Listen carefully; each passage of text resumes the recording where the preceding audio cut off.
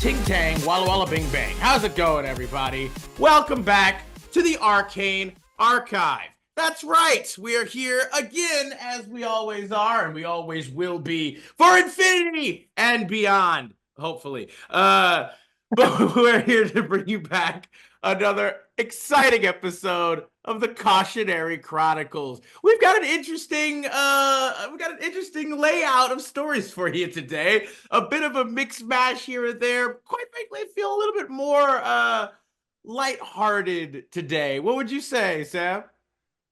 Yeah, we don't have anything particularly egregious.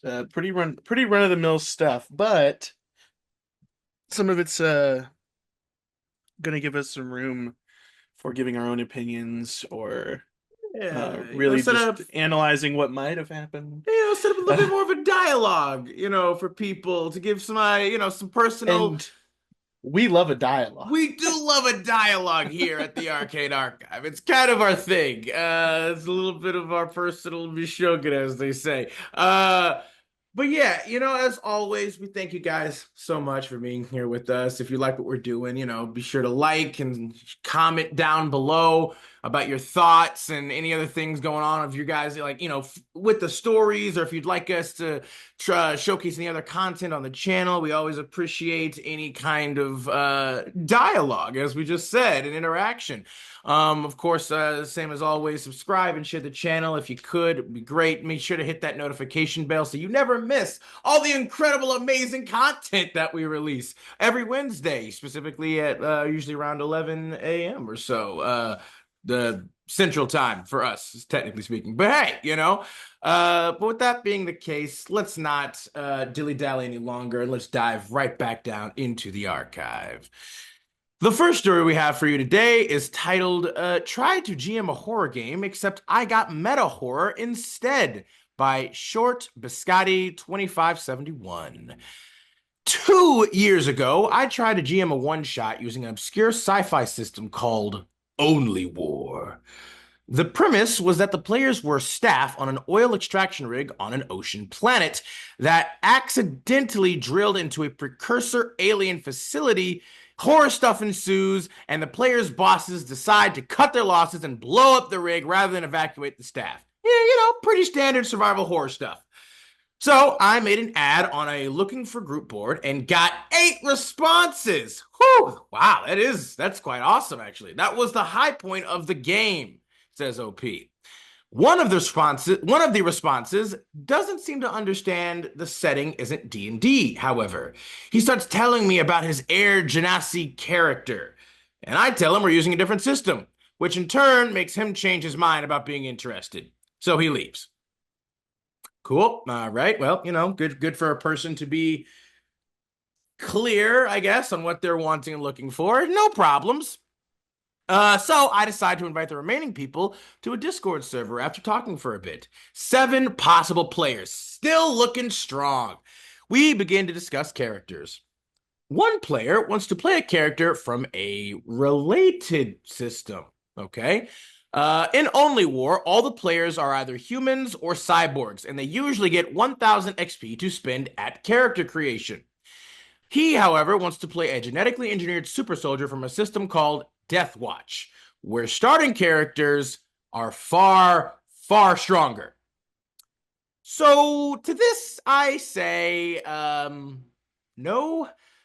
This Special Forces badass, which is literally basically the equivalent of an Adeptus Astartes, like literally, is far too strong. And maybe, a more basic soldier class would work better. The player, however, doesn't like the idea. I point out all the balancing changes and things I would have to make in order to make this work. Specifically, I would have to give everyone else like an extra 9,000 XP to basically bring him up to the equivalent of where he would be at.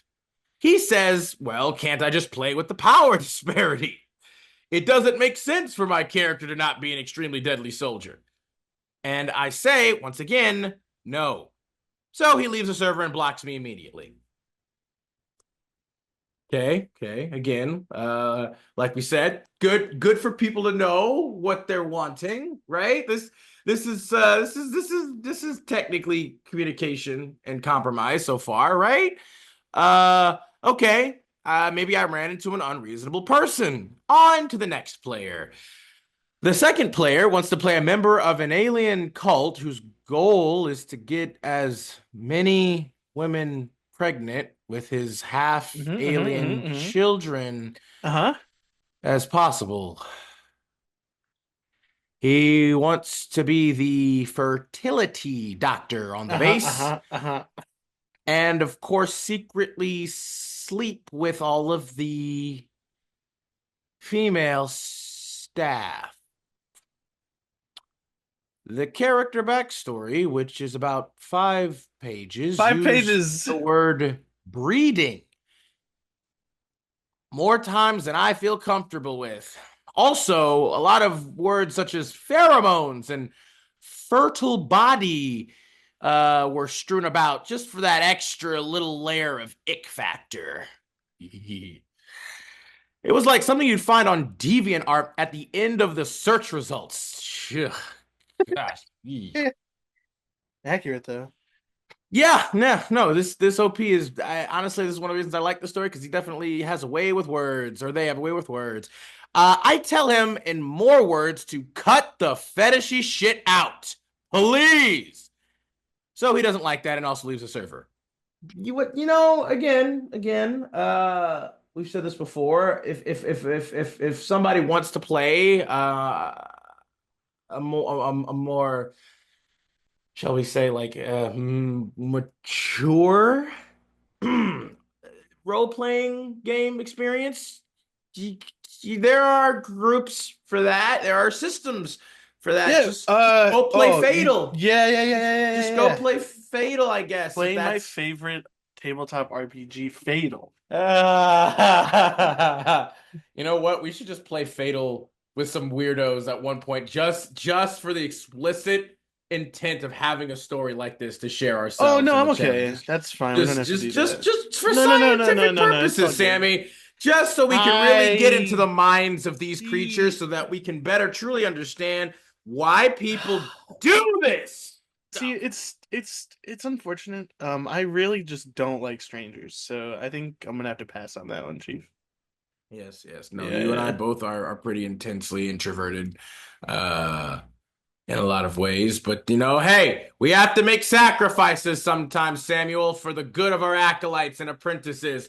We suffer, struggle, and scar ourselves traumatically for their benefits, all right? For the ever never ending pursuit of knowledge and understanding of the world and all those beyond. Uh-huh. Maybe we just stick with reading cringy stories. I think that still helps, right? That's Yeah, still yeah, I yeah, think yeah, that's yeah. good enough. I think that we're contributing our part. Um, the third player instantly leaves without saying anything to me. This is about 3 days before the game starts. Well, we have really just been just diving down quickly in this story. The fourth player, a woman, messages me. Apparently, the breeder player was messaging her from several accounts after he left and was really keen to tell her all about his character concept. Oh, awesome. So she feels understandably incredibly creeped out, so she's leaving the game, which I mean okay, but I mean he's technically not in the game anymore. I don't Leaving the game won't make him not talk to you anymore. About a day before the game, the fifth player tells me he's also leaving because 7 players is too many for him. At that point, however, he is one of only 3 players remaining, and he should be aware of that. On the day of the game, I had a maximum of 2 theoretical players. Obviously not enough, but hey, I can tone down the combats, just, way down, and still manage to maybe tone up the isolation and dread appropriately or comparatively. There's still hope, right? Game starts. One player shows up, on time even, huzzah, with a correctly filled out sheet. Double huzzah. I am back to being optimistic. Yes, We unfortunately continue to sit awkwardly in voice chat for about 20 minutes waiting for the seventh player. Well, eventually he ends up saying something along the lines of, "Yeah, I'm gonna go." Which, at that point, I can't really blame him. Yeah. Well, at this point, I'm ready to kind of write the whole thing off as an absolute shit show train wreck and sit down to do something else. When about approximately 90 minutes after the game was supposed to start, the seventh player finally starts pinging me on Discord, and he's apparently ready to play. And where is everyone right now? I tell him the game isn't happening. He then proceeds to call me a dipshit DM and leaves. And the server is empty except for me. Yeah, I deleted the server and didn't play RPGs for about a year after that. Absolute worst experience I have ever had GMing. End post. Whew. Uh, Yeah, that escalated really quickly, didn't it? Yep. It started like really optimistic. It started really bright, shiny, sunshine, daisies, rainbows, and then it just absolutely took like a 90-degree nosedive almost immediately. Like, what do you think, Sammy? Like, That's just it's just kind of rough. I'm gonna be honest. whoo, boy. No, that's rough. You tried to make something work, and not a single person was willing to work with you. Which, well, no, you had exactly one person who was willing to work with you, who actually showed up on time and did what they were supposed to do. I mean, it's like painfully obvious, how quickly this is gonna fall apart. The moment like your first three players were like, no. You had Air Genasi guy, and then you had Death Warrior guy, and then you had Fertility Specialist guy. Yeah, you had Breeder Boy over here, No, I don't bro. like that. You didn't have to put it that way. I don't like that at all. Oh, geez, good. I don't think anybody likes it, Sammy. This is Yeah, but very you said it unfortunate. like Hey, it's I in there calls now. it as I sees it, bud. Whether I likes it or not is not relevant. I I likes calls you, it as I sees it. I likes Okay. you, and I wants you. So we can do this the easy.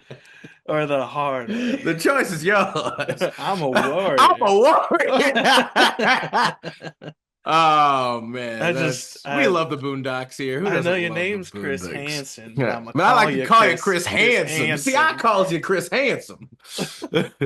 I'm not here for no child. You see, Chris, I came for booty. A man's butt. A man's butt. Okay, we're getting All off right, track here. that's it. Boondocks has a way of doing that. Let's look at some of the comments down below, shall we, chat? I'm sorry that sounds like it sucks, but I did have to laugh as I went down the list. I mean, kinda. You kinda can do nothing but kind of just laugh hilariously as it just clearly gets from like mildly inconvenient to just absolute shit show train wreck of astonishing proportions. You ran the entire gambit of bad players before the game even started. I mean, another commenter says, I mean, there were at least three that sounded decent. Player number four, the female one who was driven away by the creep. Player number five, who hadn't gotten the update that only three players were left, or, well, I think they kind of did, but then just chose to leave anyway. They Player number, chose to escape. yeah. Well, that's the thing. The players left were actually, well, at least one of them was decent. We don't know about the other dude who was kind of an asshole, but player number six, who actually made a proper character, was on time, and player number seven, who apparently also wanted to play. If player number seven hadn't shown up belatedly, the GM would have had at least two players and could have filled up the empty slots with NPCs ready for the meat grinder of being eaten by alien monstrosities. Yeah, and then another commenter says like showing up an hour and a half late and then calling the GM shit for calling it when no one was there is not a good player in my opinion.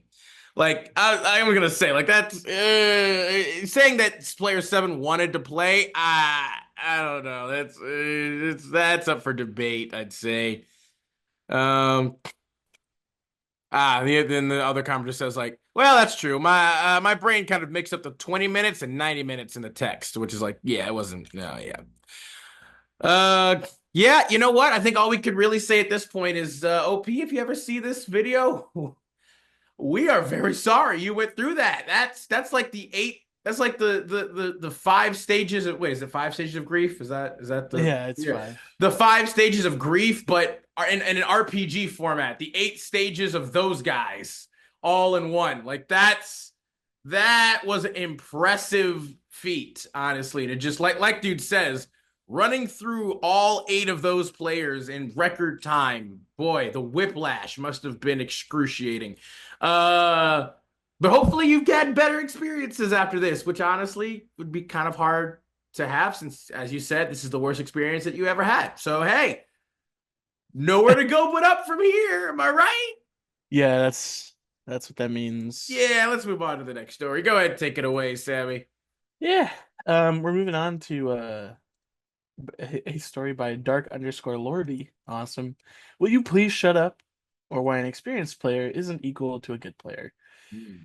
At the Ooh, end of the ooh. autumn, I had joined an actively developing tabletop club at university. At the time, it was in the stage where people were suggesting more and more ideas of possible activities. I proposed to the GM, I proposed to GM some one-shots to the rest of the group as an introduction to TTRPGs. The idea caught on, so I set on organizing a honey heist one-shot after the holiday break. I pitched the idea and gathered 3 players.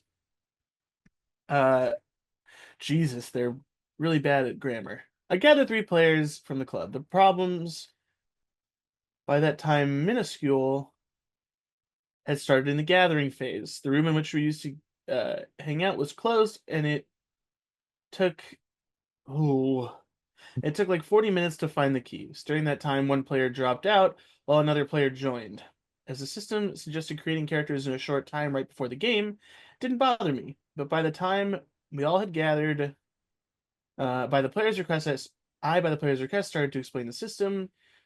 And at the time, one of my players, the only one who had experience in games, started to tell us all about his grand ideas of Disco Elysium and Elder Scrolls campaigns. This talk has completely overshadowed the explanation, or it had completely overshadowed the explanation, which was irritating, but not critical as the system was very simple. At Okay. that time, we'd been waiting for over an hour, so we elected to play in one of the other student spaces, which should have been empty. Oh, okay. Their weird past and future tense It's grammar is not yeah, helpful. just the way that they've structured their sentences are interesting. Like it's I don't think it's technically grammatically correct, but it still does convey the right. I think there might be like small typos here or there, but it's just interesting how they structured everything. No, I mean what they're trying to convey is accurate. Their tensing is completely wrong. Yeah, like Um, again, just it's the fine. specific. Yeah. I started explaining the rules again, which went without any major issues. The problem player uh, Has told all the told all the others, others. yeah, Yeah. told all the others, remember that in proper RPGs you roll for characteristics and stuff. But for me, it was more due to a lack of exposure. But everyone rolled a character. The Disco Elysium guy got a Honey Badger with a Carnage trait. This might be where some of my future problems began. This is this. Oh, I mean, it's ironically kind of thematically appropriate. Honey Badger, Carnage. It's yeah. oh. Shortly before that, a question about the setting came up. The Honey Badger asked if it was fantasy, sci-fi, or any other kind of game. I thought I had it covered in the introduction, but repeatedly it was just a modern world game, to which you included so no magic then. I didn't want to spoil a major plot twist, so I just kept going. However, the issues with said Honey Badger did not stop. When the players were introducing their characters to each other and started to collect their plans of stealing the honey, he loudly declared, as for me, I don't want to steal the honey. I just want to kill people. And I'm with you as long as I can do it. Oh, wonderful. All right, murder hobo identified. Cool. I thought that kind of counts as a character willing to work with the party, so I thought I could make it work. Mm, Anyway, yeah, that's your fault. Anyway, mm, mm. the plan had been made, a uniform was stolen, and the convention was infiltrated. By that time, the Honey Badger had implored me to give him a pistol. and due to a pretty freeform nature of the game, I gave it to him as a handy single-use tool for the grand finale. At least that's what I thought. Evidently, he had another idea in mind. At the very beginning of the infiltration, I hear, I take my pistol and shoot in the air, GM. What do you have? What? What do you have on in this case? In this case, I don't understand that one. I was perplexed, but I had managed to spin it into an opportunity for a bear with an actor background to show off his human speech skill and advance the plot into letting them on the stage where another group of the bears was giving a concert. Oh, so he's just gonna be a distraction this whole time. I must mention that the biggest problem with the honey badger was that he barely stopped talking. If I was lucky, he would speak with another player about an unrelated subject while I was describing a scene. If I was less lucky, he'd do the same, but when another player was describing his action. Worst of all, when he was giving advice to me, worst of all, he would be constantly giving advice to me or the new players. Wait, don't just describe your speech in third person, say it in first person, that'll be better. The important rule in RPGs, don't split the party. Each time he did that, I thought of one thing. Will you please shut up? So it sounds like this person was constantly giving advice in the middle of other people doing stuff. Yeah, no, it seems like he had a problem with shush, buddy. Seemed like he had a bit of a problem with letting other people kind of take the limelight, the spotlight, maybe even just the talking stick for a bit, and had the incessant need to constantly insert himself into every situation. And not just that, but literally like backseat role play. Backseat role play is one of the worst. That's a pretty egregious label indeed, I would say. Like literally, like if somebody's describing it, he's like, wait, don't just describe your speech in third person, say it in the first person. That will be better.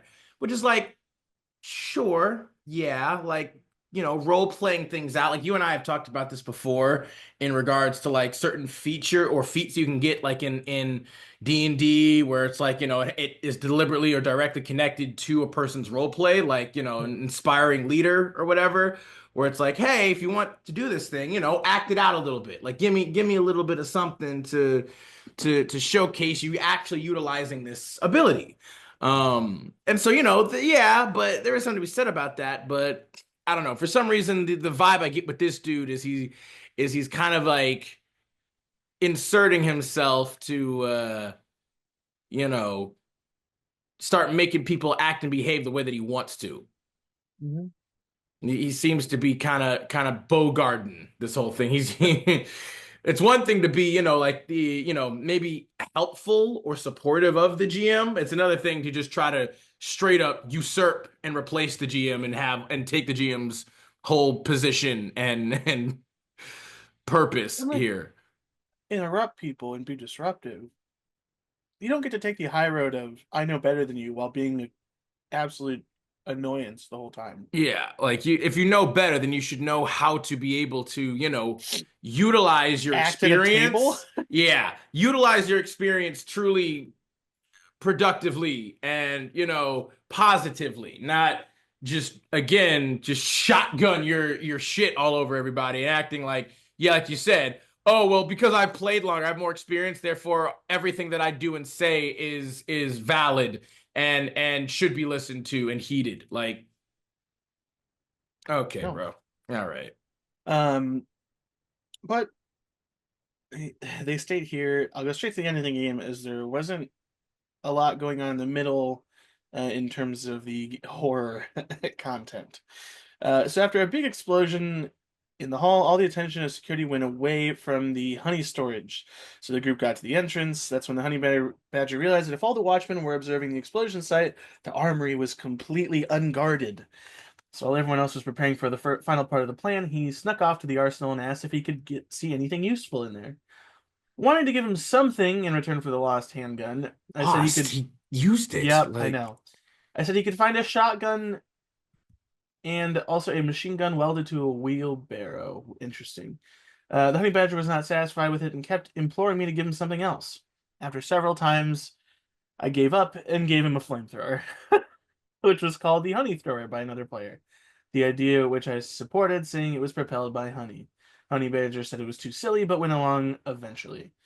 After a set of successfully removed security levels, we finally got to the end of the heist. A room filled with all different kinds of honey marked experimental, some of which some of the merry band of bears immediately started to digest. At the same time, the rival bears coming back from the event, and the event organizer shows his true colors as the BBEG of the one shot.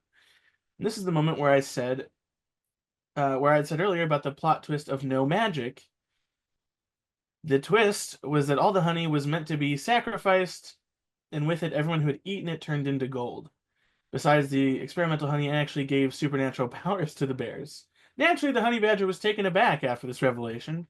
But Jim, you said there was no magic.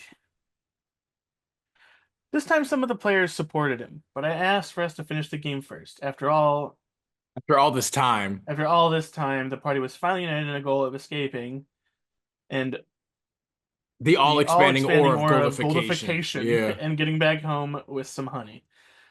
To my surprise, they actually managed the take. After the epilogue, delayed by the honey badger insisting on and playing a song that was, although thematically fitting, um, I had traditionally asked everyone to give feedback. I felt like the honey badger's part will perfectly conclude the story as well as the post. The game was nice, though I can see you weren't very prepared and there was a lot of improv, but I did not expect a lot from an unserious game.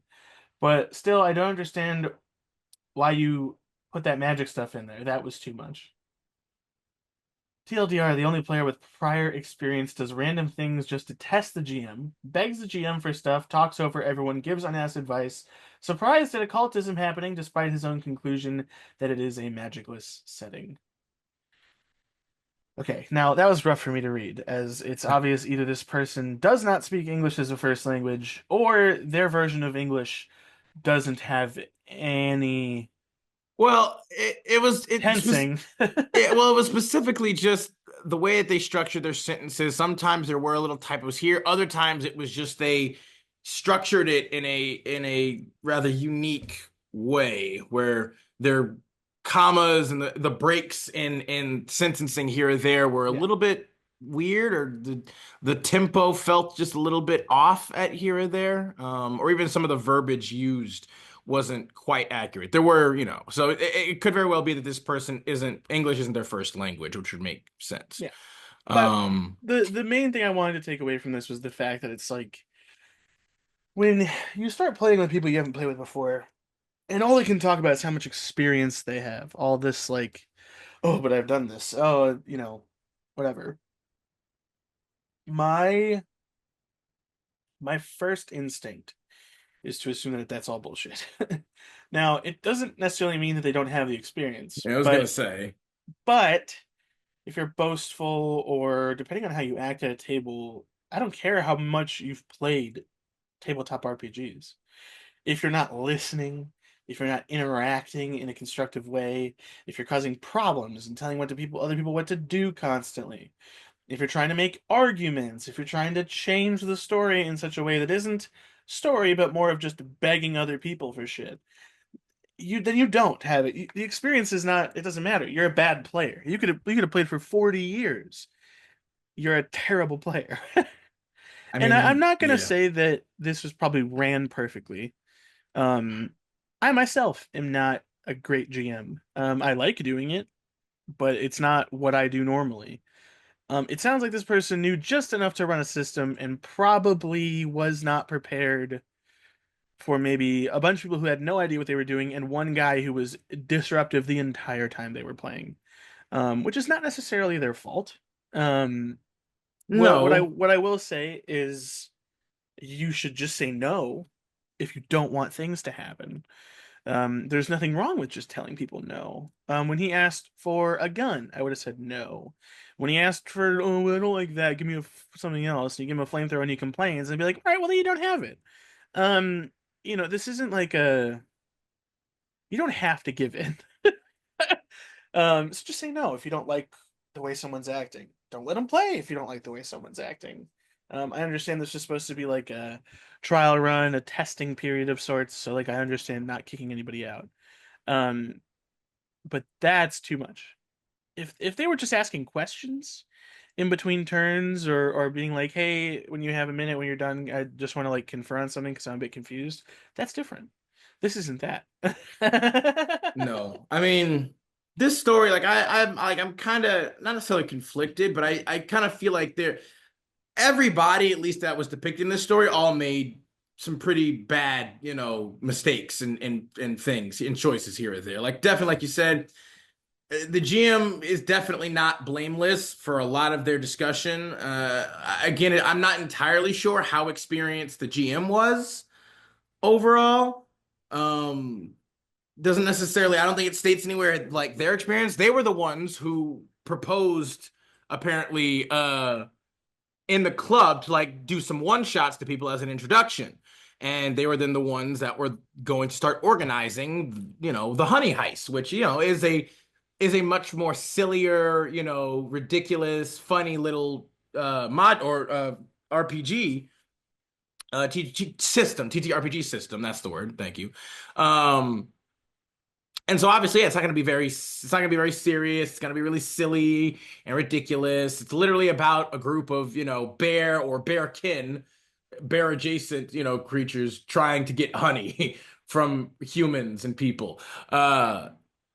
And so, obviously, yeah, it's going to be a little bit more free form, going to be a little bit more improvised. To be fair, it's not supposed to have a lot of like real super structured kind of things, but there is still something to be said about you do need to have, some more specific, obviously, usually like, the three-step or the three-beat system where it's like, you have the opening, the introduction, where all the characters you get introduced basically to like, the planning phase where you plan the heist out and everything, how it's going to go.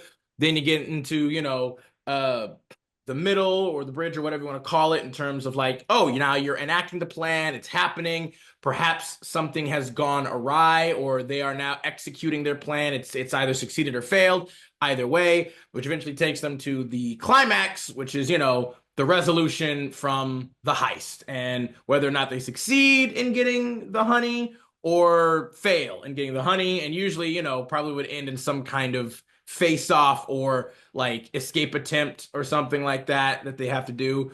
Um, which I think OP kind of set up, but again, hard to say. Like again, a lot of the structuring and the retelling of it is a little difficult to follow. Um, but overall, I definitely think that that OP, the GM, made a lot of mistakes in allowing the player who, like Sammy said, quote unquote, had a lot of experience, just kind of walked all over everything. Like Yeah. he just kind of began shitting and walking all over everything and just bogarting and bulldozing. And it was like, all right, as a GM, especially if these are brand new players that you're also like you gotta be able to kind of handle yourself with that. Like you gotta be like, because again, this is gonna be their first introduction to TTRPGs, and if they're gonna see that this guy here can kind of be an absolute douchebag and start, fucking shit up, and not just that, but like, talking to them in the way that he's talking to them, kind of maybe like, and to be fair, at the same token, as they're new, maybe some of the experienced players' comments, he was trying to be helpful because like yeah, new people they sometimes have a problem with being able to like role play, kind of start really getting immersed and like, having the confidence to engage a bit more. And so yeah, it can be helpful to be like, hey, well, why don't you tell me what that looks like? Like if somebody says like, my character like casts this spell or does this thing, you can be like, okay, oh, cool. Huh. Like tell me a little bit how that looks. Like how does your character do that? Like what color is like their magic or what do they use to kind of cast the spell, if anything, Like, what like are they doing? you can prompt them a bit instead of being like, no, no, no, no, no, no, no. Don't speak from a third person perspective. Speak from a first person. It's better. Like it's like that's not really the way to actually get them involved. Like you want to speak to them like a person and like, again, give them the opportunity to, if they made these characters, hopefully they made characters that they do like and they do have some attachment to, and therefore they would want to maybe show off a little bit more of, their personal flavor and flair. Um, and the GM not kind of stepping in to manage that better is a problem. Like,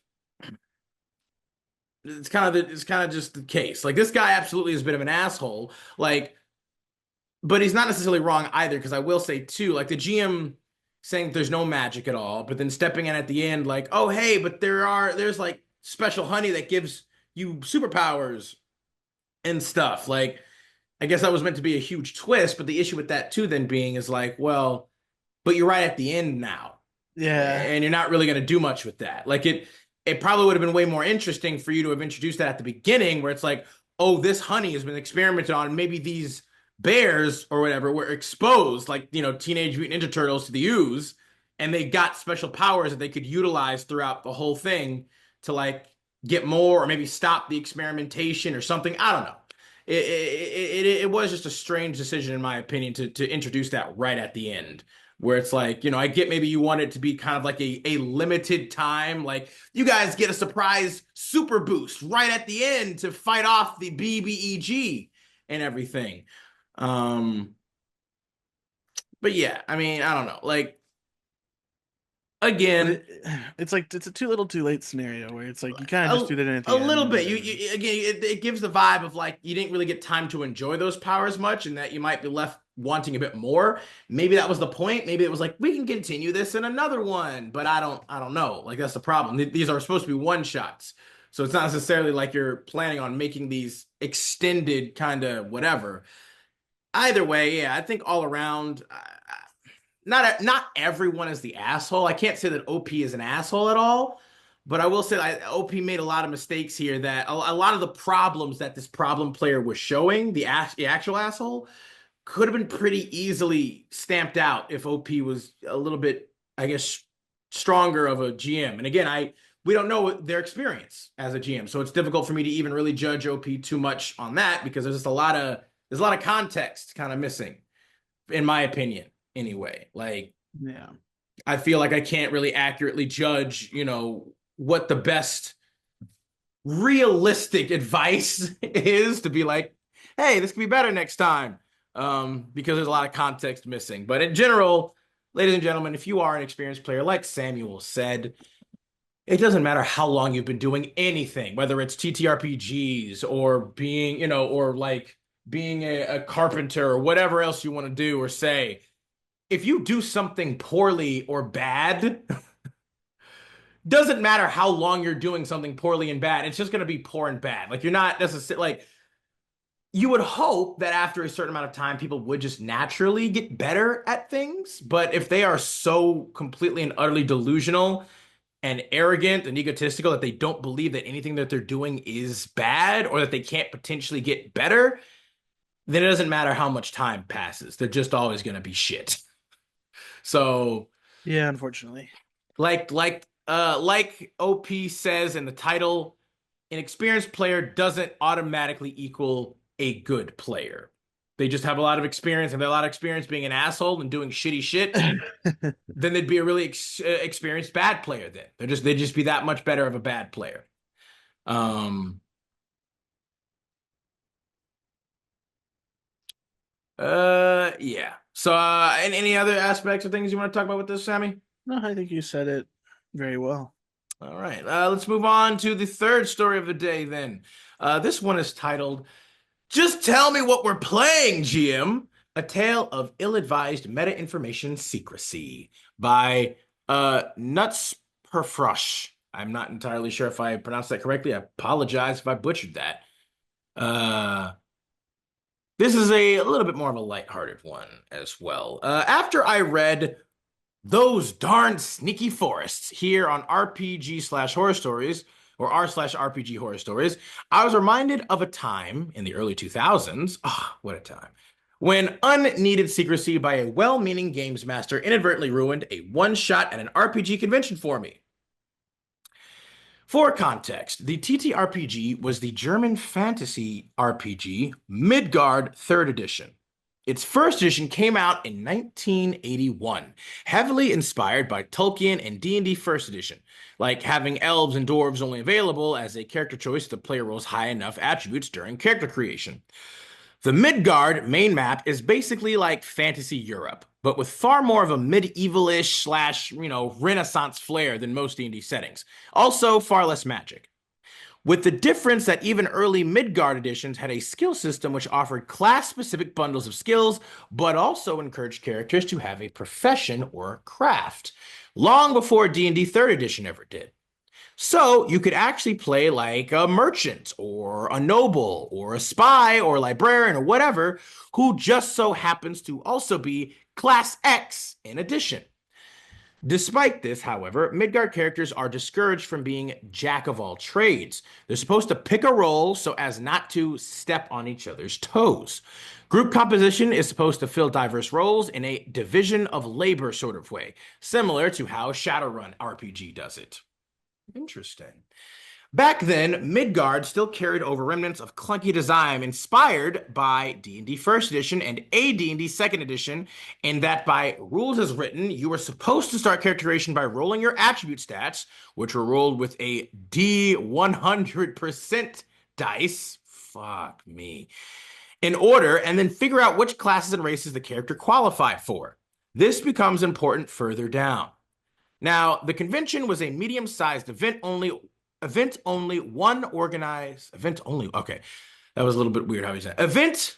The convention was a medium-sized event only organized by the German Midgard publisher and the fans. The notice for the one-shot stated we could bring our own characters, but had limited it to low to medium level. I only had two characters that fit the bill. One, the first character was a human Grauer Hexer. I'm not sure if I pronounced the Grauer correctly either.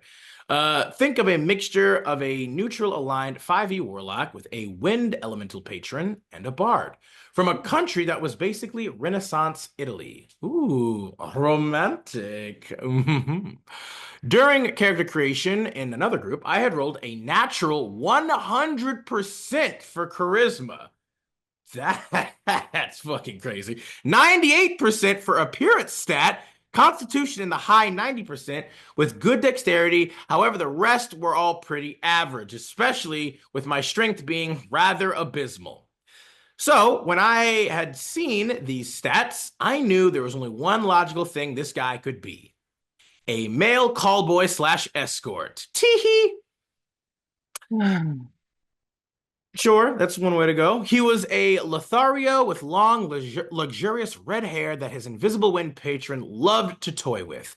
He was vain as a cat, strictly urban character trained in social skills and languages, singing, bluffing slash persuasion, aristocratic etiquette, diplomacy, and deception. Completely unsuited to wilderness survival and combat against animals slash monsters because his spells were mainly charms and illusions that only worked on creatures with higher intelligence. His sharpest weapon, as he loved to joke, was his tongue.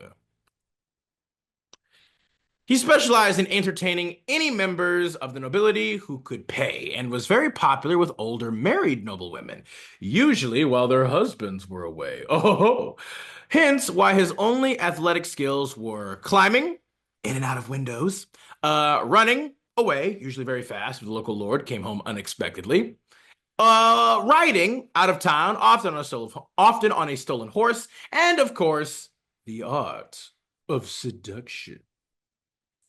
Mhm. And his spells were all the equivalent of like D&D spells like Disguise Self, Charm Person, Endurance, Featherfall, Grease. Yes, exactly what you're thinking. Unseen Servant, Knock, Expeditious Retreat to, run even faster. And of course, Glibness, to lie ever more convincingly. He was good at changing cities fast and lying low until excitement had died down. So, I could have him appear at any civilized city a GM wanted to play in. But he viscerally hated any place that didn't have cobbled streets and lice-free beds. Now, my second character was a wilderness-savvy, axe-toting gruff dwarf berserker fighter, equivalent of a D&D barbarian, with dark vision and poison resistance but zero social skills, who was barely literate. His primary claim to fame was that back as a level 1 character, he had managed to single-handedly slay the great killer badger of Loch Brannock with a critical 20 attack roll and a 100% on the Midgard critical damage table, and then skinned it to wear its pelt and its skull as a helmet. He was basically an angry beard on legs. Fair enough. So, with these two character sheets in hand, I went to look for the GM before the game started.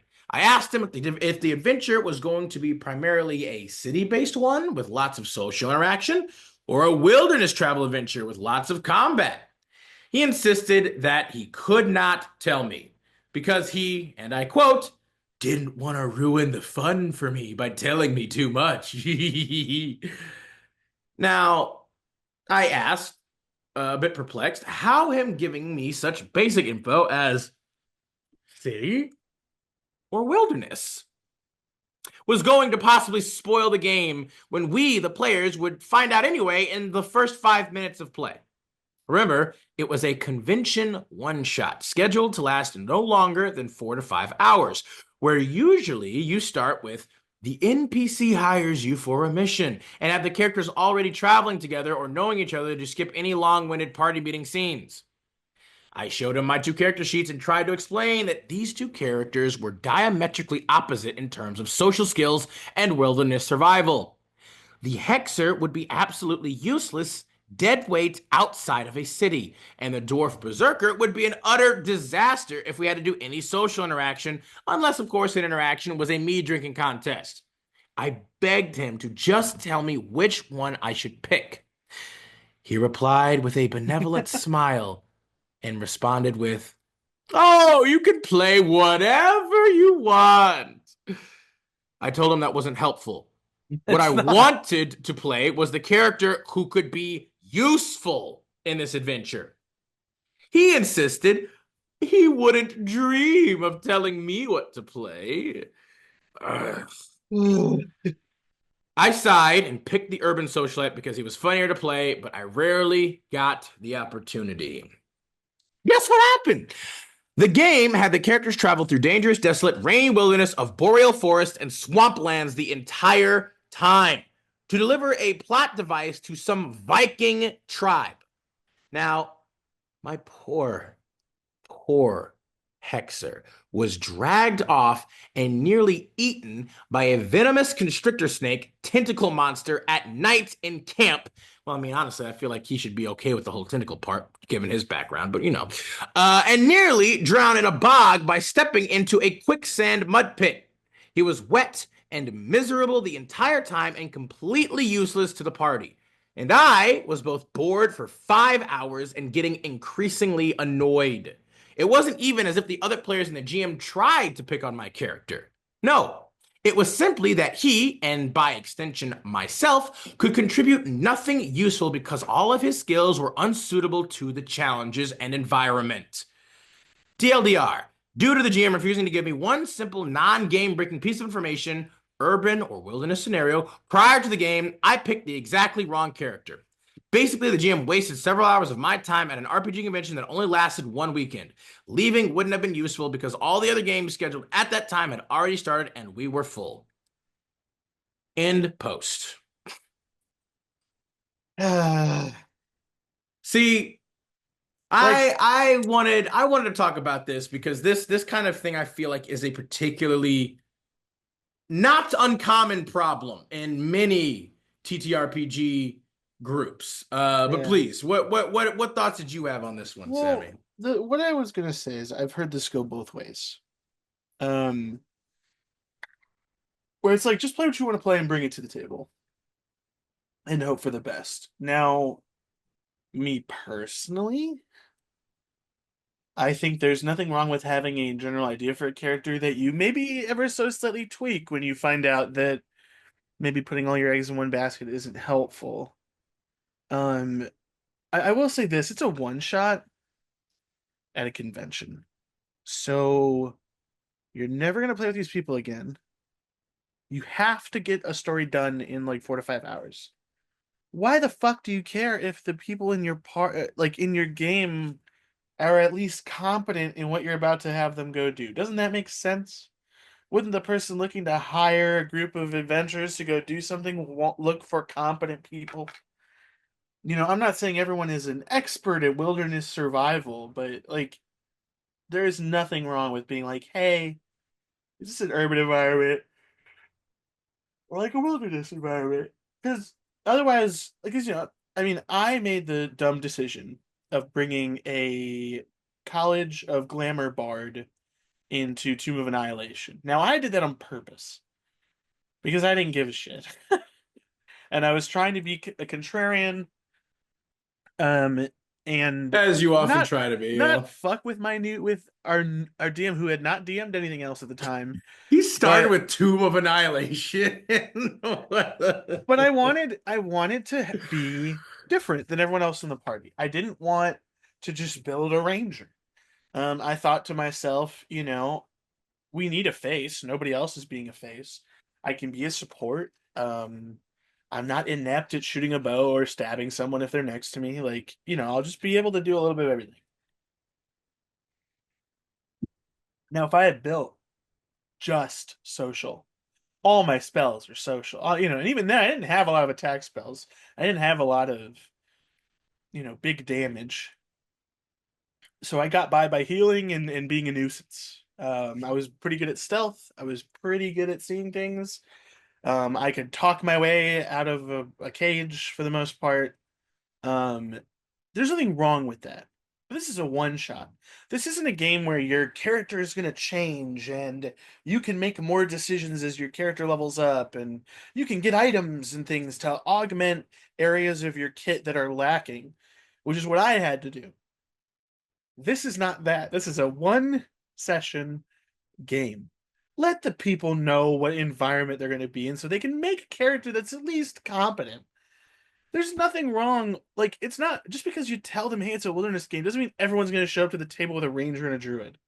And even if they did, there's Why the nothing fuck does wrong it with matter? that either. It's Like, fun. if that's what they want to do, Then throw and some shit at them that they weren't expecting in the woods. I mean, again, like, so here's the big issue. Here's one of the biggest issues I think that comes up with this whole thing, right?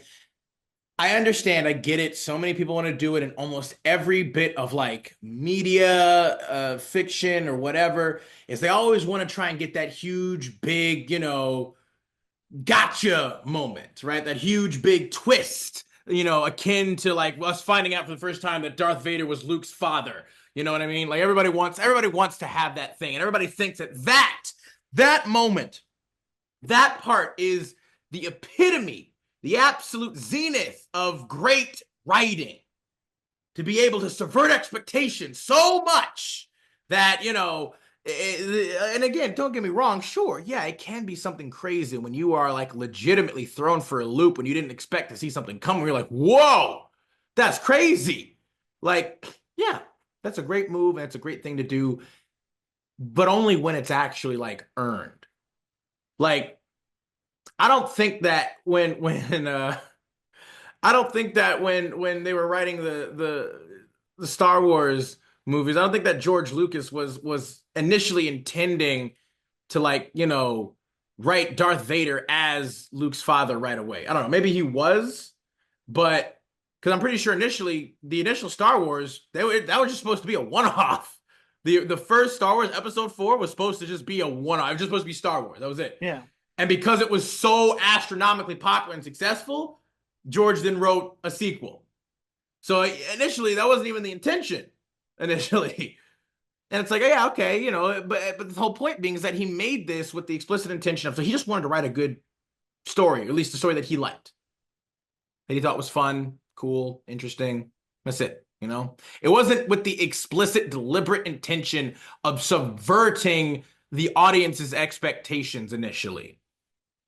And that's the thing. Like you have to earn those things. You have to build up to whatever you might be trying to get those like cool little twists and turns. So many people nowadays just want that. They make or write any kind of story with just that in mind. And that's also where I don't like the whole aspect of spoiler alert culture a lot. I'm not a huge fan of that.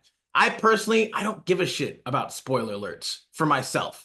Because if you tell me like what happens, and that lets me know whether or not that shit is worth my time to see it all. If you tell me what happens and I go like, holy shit, I would love to see that, that lets me know or gives me an idea like, this sounds really good. Like, I would love to see that myself, you know? Whereas opposed, if you tell me something and if that really is enough to like break your whole interest in seeing or experiencing this thing, it's probably not going to be that good to begin with then. Or even more so, you weren't really that interested in it. Like if it really like if someone just tells you what happens, if that's really enough to completely sap away all interest in it, then you're just like, all right, you probably weren't going to be that interested in it anyway. Or it wasn't really that good of a story or media or fiction or whatever it was anyway. So here, I mean, this is a problem. You know, people always wanting to the detriment at times, be like, no, I want to keep it, no spoilers, no spoiler alert. And then inevitably, if if you're writing or your twist isn't up to snuff and doesn't get that reaction, you basically just potentially wasted a lot of maybe advertisement, or even in this sense, specifically in regards to TTRPGs, it is important for your players who specifically want to be useful and effective in whatever game they're playing to know at least a little bit of what to expect so that they can actually utilize the abilities that they want, that they gave and created with their character. I mean, I don't understand. I've never understood why GMs want to try and make it completely dark. Like, we've talked about this before. When making a character, you should, with the GM, work together to figure out if this character can fit and is conducive to the world and campaign that you are playing in. That's just, but clearly that goes both ways. The player can't begin to do that if the GM is not willing to share with them what their world and campaign is. Like, because then you're stuck with scenarios like this, where if you bring a character who has absolutely zero ability to really do anything, that's not fun. At least not for most people. I don't think it would be for me. Like, I definitely wouldn't enjoy that. Maybe some people can be fun. Like I said, it can be a funny, role play thing where, oh, your character's completely useless. He's a really kind of arrogant, egotistical, veiny person, and now he's out in the swamps and the blizzards with his perfect hair getting all messed up and his face and everything. Like, sure, that can be funny for a little bit, I guess, but for me, it wouldn't be. It would not. It definitely would not replace the fact that I can't do shit for my character. Like that. Yeah, That would and it's not be like fun. you're basically just wasting time. He wasted 5 hours of his life by OP's own estimation for this. All because he had another character that would have worked perfectly for this scenario, and the GM just wouldn't tell him which one would work better. Like, And again, what do you lose slash get? spoiler alert, Sam, because of the spoiler alert. That's what would be lost. The surprise would be That's not. It's not a lost. surprise. It's also just disrespectful. You're gonna tell me I come all the way to a con to like play in this fucking game, and you run a fucking woods fetch quest? Give me Yep. something interesting. Give me something weird. Why the fuck am I walking through the forest? Simple, straightforward, also surprising, but you never saw that one coming, It's so basic. It's such a basic ass bitch move that no one would ever expect it. Oh, now Crazy. the tables turn, the turns have been tabled. It's just Oh, it's just shit. lazy. This was just yeah, this is just very unfortunate. It was very unfortunate. We need to I'm officially putting out a petition, desire for all in the TTRPG community to please, can we please just stop it with this, okay? You don't have to if you're doing a long form campaign, you don't have to reveal all your grand, miraculous, machinations of plot twists and turns and developments. But if you're making a campaign, especially if it's a one shot, just at least tell your players what is going to be kind of the primary aspect, the primary, environment and vibe of the game. Is it going to be more urban? We're going to be in cities. Is it going to be more wilderness? We're going to be traveling through. There's less civilization. Is it going to be, role play, more combat, a nice mixture of the two, exploration? Like, are there gonna what enemies are maybe going to be prevalent, right? Because if you have, classes like Ranger who get, like favorite enemy, or they get certain things, like, or if you get like, certain languages, right? Are you gonna go to the abyss? Are you gonna talk to demons at all? Why would you take abyssal if you're never gonna talk to demons? Why would you take deep speech if there aren't gonna be any aberrations at all anywhere? Like, and if all you're fighting are giants, why would you have draconic? Like, if you're gonna have kind of some a main kind of vibe or thing, like, at least because their characters would have lived in this world for a while, and they would know at least, like, the whole point of these characters, that they are the ones for the job that's happening right now. Like Sam The said, idea. like, the quest is meant for these characters because they are the ones who can get it done.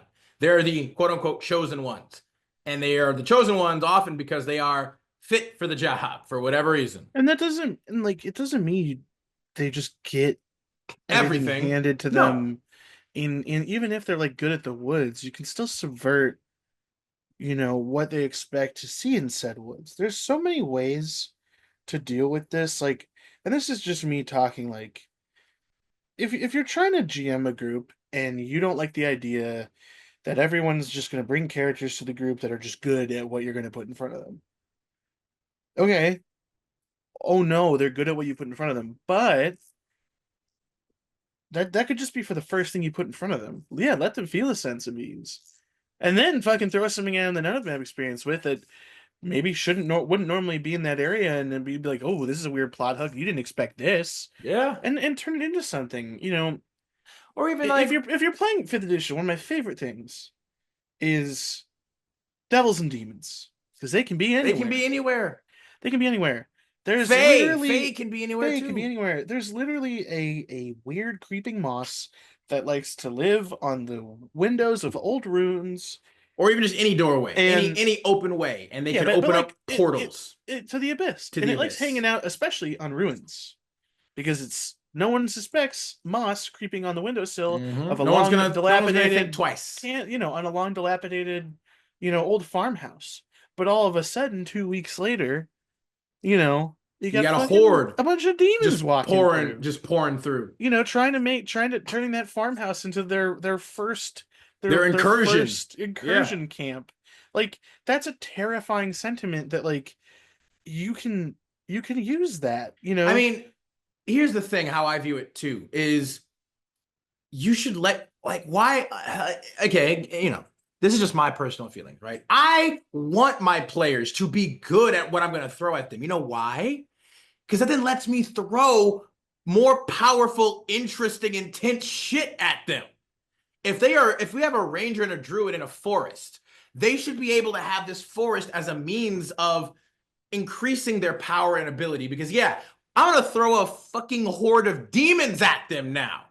And these guys aren't small. Like, these guys are powerful, but they, at least, while they might not have the number advantage, they do have home field advantage here. If they're smart, if they're tactical and strategic, and they're able to come up with ways of, like, hey, oh yeah, you're able as a ranger to better hide and conceal both yourself as well as your party members in this forest to evade notice and capture or subsequent demise by these demons.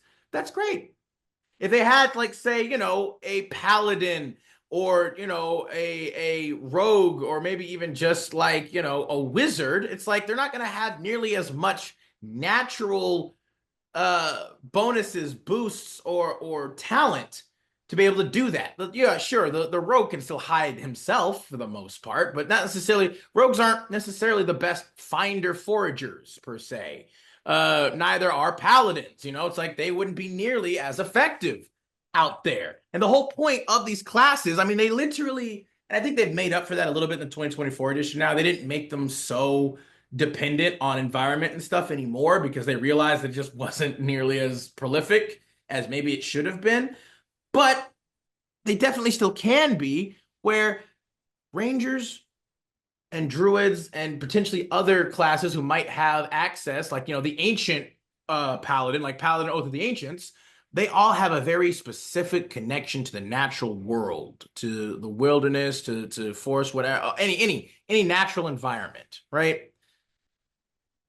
Give them that. Give them a little something. Give them a little something. So many of their classes' abilities are designed for those environments and to work off of those things. Let it happen. Don't you want to like my thing? Don't you want to see those abilities? Don't you want to see them be able to use those abilities in the game? Because I see all the classes. Me and Sammy look through, all the classes and our class discussions, and even in our free time, we're just looking through it like, bro, this would be so cool to utilize this. But when would we ever get a chance to utilize this? Well, GMs, that's your job. That is your job. Okay. It is your job that if you see that a character is a ranger or a druid, whatever the fuck else, and you're like, hey, let me look over this character sheet here. Like, what are some abilities that the ranger has? Maybe I've played a ranger before, and like, all right, I want to highlight this. I want to highlight this ability here. I'm gonna give this character and this player the opportunity to utilize this. They can shine. And then that part of the campaign or one shot is done. You go to a more urban environment, and then the thief, the rogue can shine. Give him a fucking as almost every city can have a thieves guild of some sort, right? Utilize thieves can't more. Nobody uses thieves can't at all anymore. Like there's like no use of thieves can't, which is ridiculous. Thieves can't is so cool. It is such a cool aspect of the rogue, and you never really get to use it.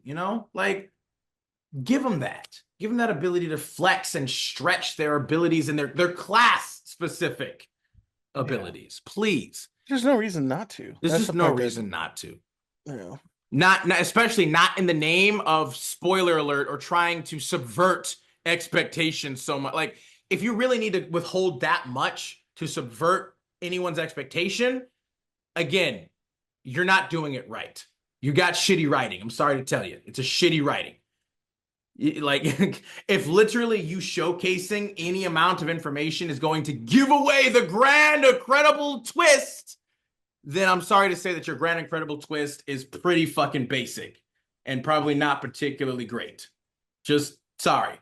It might be a little bit harsh and heavy, but that's just the truth of it. Anything else you got for this one, bud? No. Perfect. Let's move on to the next one then. By all means, take it away. All right, our next story by D Flying Snail. I hope I'm misreading what's going on, but I don't think I am. So, as the title says, I hope I'm in the wrong. I don't want to fight with someone over a game, but there is another player in my game who is starting to get on my nerves. In game only. Outside of the game, I like her. She's nice and fun. Obligatory, spelled wrong. English is not my first language, disclaimer. The player I have a problem with is by far the most active and vocal player, as well as the most experienced. But she plays a very confrontational PC. Everything escalates to intimidation checks or violence way too fast with her. Since she's practically the party face, as she's the most active player at the table, we have a lot of unnecessary fights, like intimidating a random shopkeeper because she doesn't want to pay them, or pushing that we just kill an NPC while the rest of the party is trying to negotiate or get information from them. She even uses deception and intimidation on us, the rest of the party, to get her way. LDM, LDM, where's DM at? Yeah, literally, this is a very easy, very simple and easy fix to already the things that are happening here. Where's the DM at? It's already a problem. But let's see what else they have. Um, Problem two: spotlight hogging. Oh, you don't say. Every encounter she takes the lead, even when it's a character moment for another player, she'll insert herself somehow. Another PC is talking about backstory trauma. She gives them a motivational speech for like 10 minutes straight. I was checked out for half of that speech. Another player and I specifically said we were stepping away from camp to have a scene, just the two of us. Not romantic, by the way. It was emotional, intense scene. But she also wanted to have one, so she made a comedic relief scene with the DM in parallel to us. I admit the scene on its own was really funny, and we still joke about it, but it undercut the seriousness of me and the third player's scene. We talk more about her silly scene than what happened between me and the other player, and that was a pretty big moment for us. At first, I let that slide. The story of our campaign is set in a way that each of us has an arc to be the quote main character, with one of the villains from the group we're up against being that player's personal antagonist. And in the end, we'll face them all together, all at once together, and she got to go first. When we finished her arc by defeating her villain, she acknowledged that she had taken up more of the spotlight to that point, and said that now her arc was somewhat done. She would let the rest of us have more spotlight, but that's not what's happening at all. Every encounter, she finds a way to be the one in charge and in the spotlight, most of the time by intimidating the NPCs, which leads to fights. So she's the only one who gets to roleplay, or when it's explicitly a non hostile NPC, she just takes the lead, argues with the DM about what her abilities can or can't do, and, quote, solves the encounter by herself, with maybe some help from us, like me casting guidance, so she'll have a better role. Which leads to problem three. I think she's a cheater. This is A more of a massive cheater. Yeah, this is more of a feeling, but I have some reasons to think that. One, she almost always rolls insanely high. No one has that level of luck. I sit right next to her most of the time, and I almost never see her rolls. She rolls the die, immediately picks it up, does math in her head without looking at her character sheet, and gives a number in the high teens or 20s. When I noticed that, I started paying more attention to her rolls, and a few times I did manage to see what she rolled before she picked up the die. There is no way some of those results got her to the high teens. The only time she rolled low in the entire campaign was when she was using my dice. She forgot hers one session, so I let her use mine. But since I was using them too, she had to roll closer to me. That was the only session she didn't immediately pick up the dice after rolling, so we all saw what the rolls were, and magically she rolled low, only in that session. Ooh. The final nail in the coffin, her character sheet. DM told me that a few months ago, after one session where she pulled out some really overpowered stuff, they looked at her sheet. There was so much there the DM hadn't approved that they had to rework the entire sheet from scratch. I just don't know if it's just me having a problem because I'm a less experienced player and therefore less assertive at the table, making it easier for her to slip into the role of the most active player, or if this is actually a problem. And the cheating thing, even if I was 100,000% sure, I can't even call her out because of the way she picks up the die. I can't say that doesn't make sense you rolled that because she always picks numbers that are possible for her character, just really unlikely. And without her rolling in the open, I can't prove she's cheating. Well, she is. She is Like cheating. Whether or not it, she'll ever you don't. admit it is a separate issue, but she is indeed cheating. I don't know why you don't just simply make the rule of don't touch the die. You roll it, don't touch it Don't touch. until all has been verified, and you make the final, call. Like again, if you it's been a pretty easily well established rule that you roll the dice. If you grab the dice before, anybody can see what was really rolled, then that's not the number that was rolled. At least, of course, if you don't know them, like sure, maybe if you're closer to people, obviously there's a little bit more grace and leeway that can be given because you trust them more because that person doesn't cheat. But like obviously for my group that I'm currently still a part of, one of the groups I'm still a part of, like we play online, so we use digital dice anyway. But we still have a rule that like, if somebody accidentally like rolls to self and everybody doesn't see it, then a lot of the time those rolls won't count. Like you have to roll it public for everybody to see it, GM included, so that we know what was rolled. Sometimes, obviously, if it's an accident, or if it's something really cool or interesting, and if somebody rolled high, we'll be like, all right, fine, whatever. We'll give that one a pass. But because again, we do trust each other in that regard. But like this, if she's literally consistently every single time going like 27, and you're just like, wait, what? Wait a minute. Like, no, like just she should be roll in the open. Like I don't understand this. All of this is easy stuff. And again, okay, I get it. You're a new player, but if you're really like, here's the problem, right? You say you're a new player, but you're clearly frustrated enough to go on Reddit and start complaining about all of this stuff. Like this, you've clearly gotten to a point where you're already aggravated and pissed off, and you're even suspecting that she's cheating almost 1,000%, 100,000%. What are you actually actively doing about it in your party? Have you talked to anybody? You say you don't know what everybody else is feeling or thinking. Why not? Yeah. Why haven't you talked to anyone except for random strangers on the internet who aren't actually even involved in the situation? Don't get me wrong, that's kind of what we're here to do, to read about these stories, and thank you for sharing. But god damn, OP, if you're really like, like you are noticing these things, and they are like you like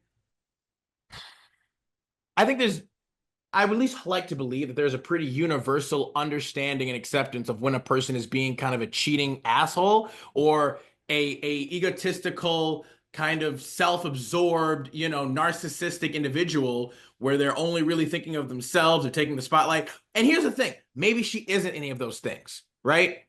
But you haven't actually had a conversation with her about that, have you? No, you haven't actually talked it out. You just kind of you're assuming. Which, look, I'm gonna say this person sounds like they're new, and like I do understand like not knowing how to handle this. I do, 100%. Um, but like if you don't like what's going on, you have to stop it.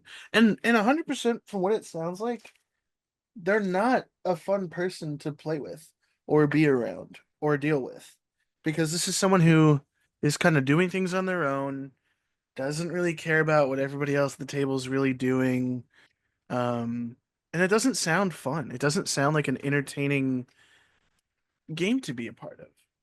And like Um, you are directly even supporting and solidifying her position here because you are helping her. You're literally giving her guidance and you're justifying it by saying, well, if I didn't do that, then we wouldn't have any opportunity to do anything. Well, it's like, well, but you are now supporting this. You are solidifying this behavior.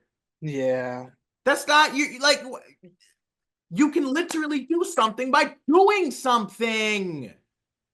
That's what she's doing. She's just bogarting and shoving her way in. But again, here's the magic of this particular situation, right? It's a made up game. Okay? You don't have to just let her bogart into your imaginary fucking world. You can literally be like, okay, hang on a second. No, we don't want you to do that. What does everyone want to do? What is the majority of people wanting to do? yeah. Let's have a conversation real quick, because You don't have to just be like, well, my character does this, and you're like, oh, fuck, shit, oh, she did it again, you guys. Oh, like, what did she do? She said she did something. Okay, you say you stop her. Wow, what a concept that was, huh? Like, just I apologize for my intense, sarcasm and kind of mockery tone here, but I like for shit like this. Like, come on, OP. Like you gotta have at least some estimation of having some fucking balls. You don't even have to have balls. Like this, like just have a conversation. Do anything. Do anything aside from just come on here and complain to people. Like, I don't like, are you asking for advice on here? I guess, which is like maybe that's something. Like, I don't even know if you're really asking for advice. It seems more like you're just venting that you feel like you can't do anything, even though you can. You easy. Just have a conversation. Just say like, sorry, I thought you rolled uh like a 7 or something. Like, if you're paying attention to what she's rolling, like she rolls something, you're like, sorry, I thought that was like a 7. She's like, no, no, it wasn't. And I was like, okay, could you just maybe like roll out in the open so we can all see to make sure, That's all you got to do. Because again, if she's actively arguing with the GM probably isn't having a good time with her either. If she's literally putting shit on her sheet that the GM never approved of and he had to fix it to get it back to some semblance of balanced or whatever, he's probably not okay with this shit happening either. But maybe because nobody is saying shit, the GM's like, okay, well, I guess everybody's cool with it, especially if you are if you are positively reinforcing the scenario by giving her guidance to succeed in what she's doing. Oh, god damn, bro. Gonna pop a goddamn blood vessel, have an aneurysm. Jesus. just OP, if you ever see this video again, I'm sorry. I'm not trying to fucking obliterate you or anything. I'm just have a conversation. Just try something first, okay? Like don't just be afraid and choose to do nothing and then try to pretend or feel like, nothing can happen even when you haven't even tried anything. You at least got to try something. Have a conversation with the GM first off. That should be your first discussion, okay? You don't even have to talk to her. Don't even have to talk to her. talk to the GM. Because again, if she's been arguing with the GM's probably already noticing and feeling some things. Talk to the GM and say like, hey, I'm kind of feeling a little bit weird about, and I get it. You know, me and Sam both get it. We understand. It'll be awkward. It'll be a little uncomfortable. It's never fun to really enlist, unless of course maybe you're a sociopath or something to talk about, other people's problems or to talk to other people about like if they have some issues or problems, if they're noticing some issues or problems with somebody else. Like it's always going to be a little awkward. It's going to be uncomfortable. But it's definitely not going to be as awkward or as uncomfortable as what's fucking happening here because you're clearly frustrated as fuck already. And I have a pretty goddamn good idea. I feel pretty goddamn confident that you're not the only one. So Yeah. talk to the GM about this and say, hey, I've kind of been noticing that I think she might be cheating. Like after especially what you told me with the like, her sheet thing or whatever, I've also been noticing like the way she's rolling, like maybe we should implement a rule where you have to roll out in the open. Like it's not that hard. You could also say like I also feel like she's kind of overshadowing the rest of us a lot. She's kind of overpowering us and it would be nice if she could maybe just kind of tone it back a little bit, and the GM can talk to her about it and say like, "Hey, some of the others feel like, you might be doing that literally what we just said. So, tone it back a little bit. Like do something yourself and take can't wait for anybody else to save you or rescue you, okay? Even if you can't, like, because even then, you still have to ask for help for someone to really do that. You still have to do that. Ask for help. Be like, hey, so then ask for help with your GM, right? Be like, hey, I'm feeling kind of like, not great. Like, is there a way we can maybe address this or try to, remedy this a bit? Something, man. Literally anything. Literally fucking anything, please. All right. Well, with that, I do believe that that's all we have for you guys today. We're gonna go out with that one there for Mr. D Flying Snail. We're looking forward to it, buddy. I want to see an update. I want to see a positive update with you having to completely and utterly fix the situation entirely yourself. Not really, but you know what I mean. Just, hey, do your best. That's all we can ever ask. All right. As always, thank you guys as well for being here with us. If you stayed this long, we appreciate it immensely. If you like what we're doing here, please be sure to like and comment down below, subscribe and share the channel, hit that notification bell so you never miss all of the amazing, delicious content that we have for you guys here at the Arcane Archive. And we will be sure to catch you next time when we dive back down into the archive. Hi, everybody. So long, yeah. Oh, God.